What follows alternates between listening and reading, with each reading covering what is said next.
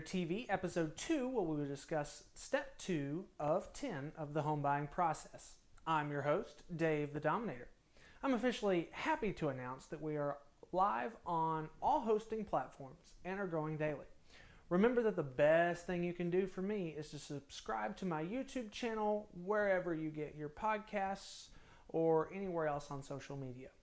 We have lots of information covered in last week's episode, and you can expect this one to be laced with plenty of opportunities for me to expose the importance of finding the right real estate professional to guide you through your journey. Let's dig in.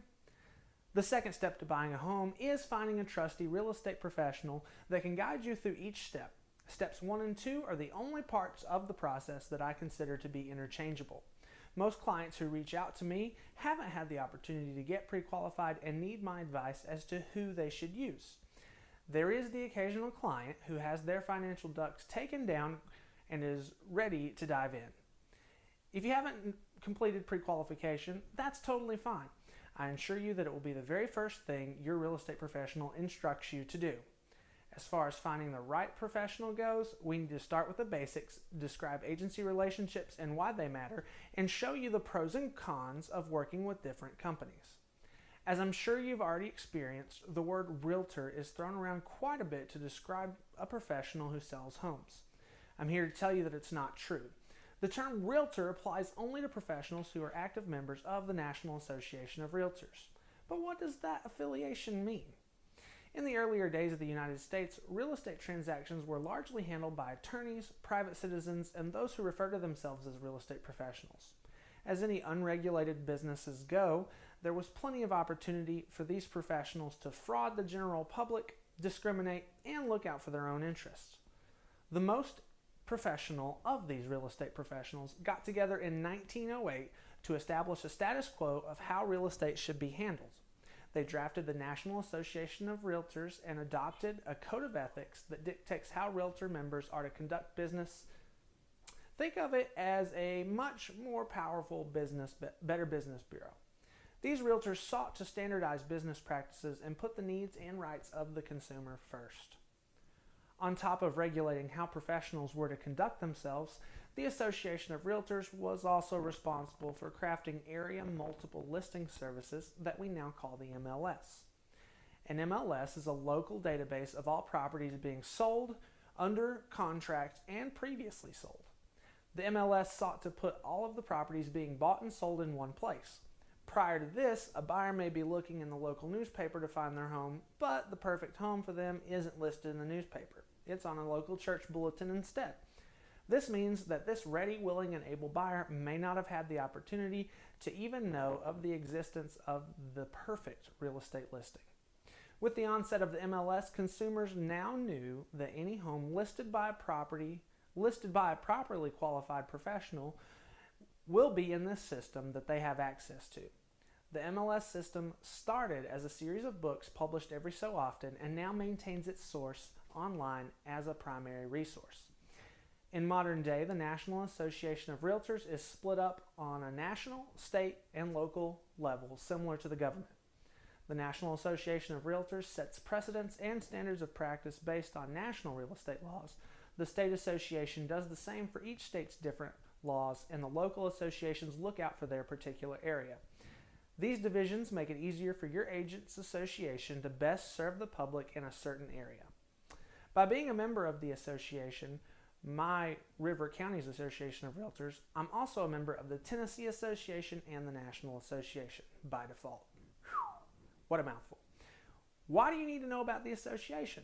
There's still real estate professionals who are not realtors who buy, sell, and list properties outside of the MLS and the NAR Code of Ethics. These professionals need only recognize the law, which makes it easier for them, but it also severely limits their resources.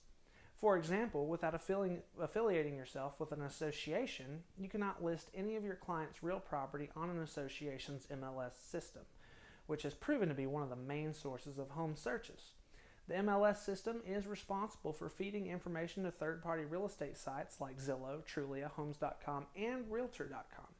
Without it, all of the input work would be done manually by the agent and would likely be less accurate if it was even there at all. All of this boils down to the consumer making sure that the professional they choose to work with is a member of an association of realtors. If they are not, the client needs to weigh their options to be certain that their best interest is still being served. This being said, the majority of all real estate professionals subscribe to a local association. The next pivotal point is making sure that your professional has market access to the area you're looking at. In an area like mine, I choose to subscribe to 2 different associations so that I may fully access both systems. If a client were to be looking in both areas and I only had one, my services would be limited. The majority of active agents subscribe to only one association. So what makes a real estate professional an agent for you? Each state has its own agency relationship laws. In Tennessee, I can't call myself an agent for a client without having first established an agency relationship. This means that the client and I must agree on what services I will provide for them and in what capacity. For example, as a designated agent for a buyer, my fiduciary responsibility is to advise, guide, negotiate for, and protect a client that I serve in terms of their best interests. If I elected to be a transaction facilitator or to leave a party unrepresented, this means that I have no obligation to advocate on the client's behalf. Make sure that your agent can explain agency relationships and talk about the best one for you. Up to this point, I've highlighted the basic services that most real estate professionals provide. Now I'm going to outline what your agent needs to be doing to go above and beyond the call of duty. Forbes.com published a list of preferred qualities while looking for an agent in 2018. Of these 14 qualities, I've decided to note a few. Choose the person, not the experience. When realtors first get into business, they're advised to play on the experience of their peers and brokers. You may hear such things as combined experience of how many years they've been practicing. Even with older, more experienced agents, what skills do they have to help you compete in 2019? Sure, Miss Agent may have been in the business for 30 years, but does she have the tools to keep up with the on-demand buyers in an e-commerce market? Can she leverage historical sales data to find the most likely buyer for your property? Overall, an agent is only as good as how well they keep up with the industry as it changes daily. Keep in mind that experienced agents who have been in business forever can sometimes grow numb to the client process and may be less aggressive in working for their commissions. That's not to be characteristic of all agents who've had the experience, but it does occasionally happen. You will know who's right for you within a few minutes of any interview. Chemistry is key. Just like interpersonal relationships, finding a professional who communicates with you on your own terms and demonstrates a willingness to help is key. Let's face it, some personality types just don't get along with one another. Getting this right in the beginning will help you navigate future obstacles with ease. Look for passion and conviction in your professional. Any entrepreneur must be driven by a big why for doing what they do in the community. The more driven your professional, the more likely they are to go to bat for you. My personal why has a little bit to do with political advocacy for the LGBTQ plus community, as well as any minorities that I don't feel have really had an equal shot in today's market. I really want to leverage my business so that I can affect the lives of more people to come. See if your agent mitigates risk. Not all homes and property purchases are fluffy, pretty, and full of glee. Sometimes situations are difficult and the properties you've seen just aren't right. Sometimes sellers are going through the struggles of past loved ones, divorces, and foreclosures. Know that your professional will cut the crap and keep it 100% with you in all times at all matters, even when it isn't in their best financial interest. Look at a professional's track record. Search online for reviews and see how they're helping buyers now, as well as how they manage the listings they have. If other consumers have had a bad experience, they are very likely to leave bad reviews and vice versa for good experiences. Google is your friend. On top of what the good folks at Forbes suggest, I think you need an agent that is hungry for growth.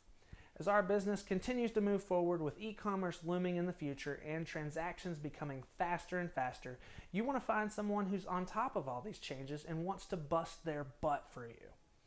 In my own business, I see problems in my real estate market that I want to fix. I've long made my goal to change the way the general public thinks of real estate agents.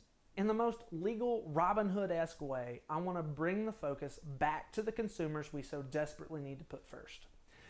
On top of every trait I could suggest for a professional, one certainly stands above the rest for me. I strongly believe you need an agent who values good communication and fights for equality and fair housing. While it is true that discrimination to most people is illegal, let's think of the ways others may get around it. Do you ever think that an agent may be interested in helping you or may not be interested in helping you because the profit is too small or too large? Do you ever think that perhaps the situation is too complicated and the agent would rather work with something easier and pass you off to someone else? Here's a good one.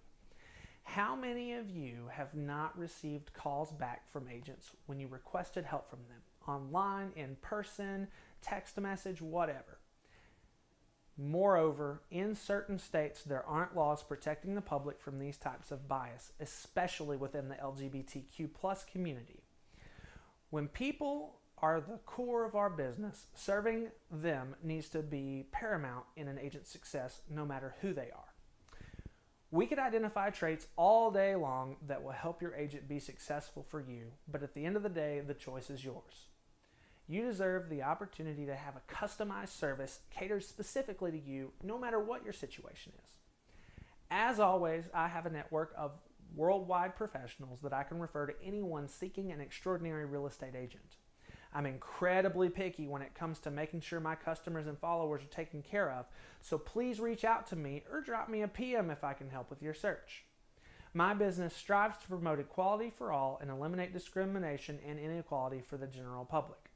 My organization, Coldwell Banker, is on the forefront of political advocacy, fighting for equal rights for all protected classes with a focus on the LGBTQ plus community who could really use some lawmakers' backing for protected rights in the majority of our nation.